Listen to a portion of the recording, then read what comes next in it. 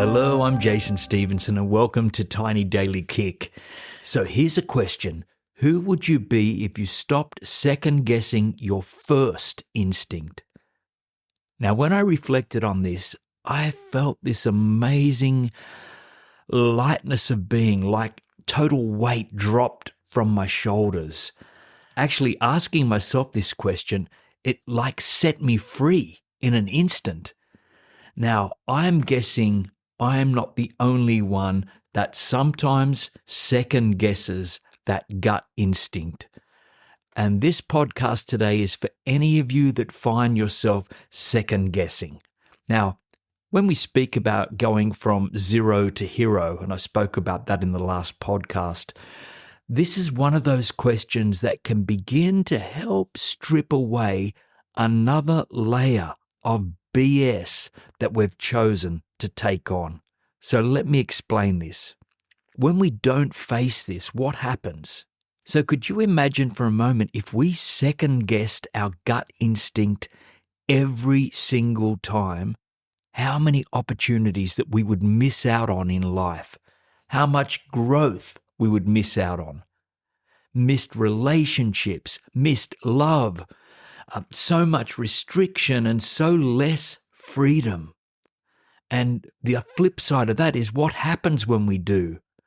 Well, you have to acknowledge also there's going to be some pain because we're going to make mistakes. But that's where we grow. That's where we have this opportunity to grow, pushing through that pain and coming out the other side. But also we stay alive, we stay fresh. If you believe in this, we vibrate at a higher frequency when you talk about the law of attraction, and our hearts expand as big as Phar Lap's, the racehorse, and our minds expand beyond all limitations. I want to tell you about an opportunity I had way back in the 90s. I got a job working for a company called Recreation Illawarra, a sport and recreation service for people with disabilities. Now, my boss, we had had a past relationship before, and she knew that I had a love for acting, and I'd done a lot of acting in my life. But teaching drama? No, I've never taught drama. But she said to me, how do you feel about teaching a come and try session for people with disabilities, acting? And I thought, oh my goodness. And I just went, yeah, okay, let's do it.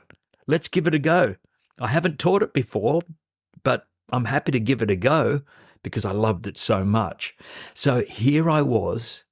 I began teaching an acting class for people with disabilities. It was a 6-week come and try session.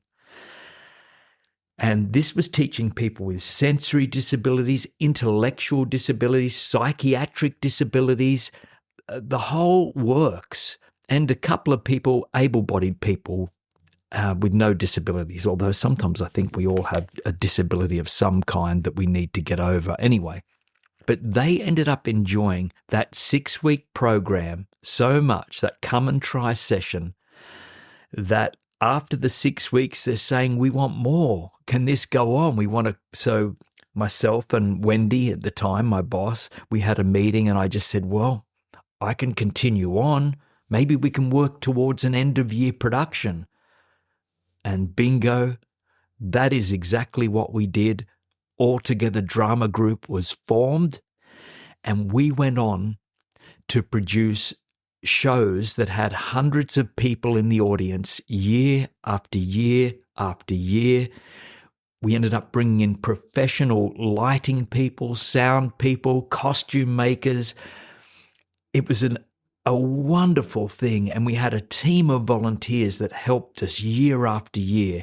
And of course, the participants just absolutely loved it. The casts began to grow and get bigger. The audiences got bigger.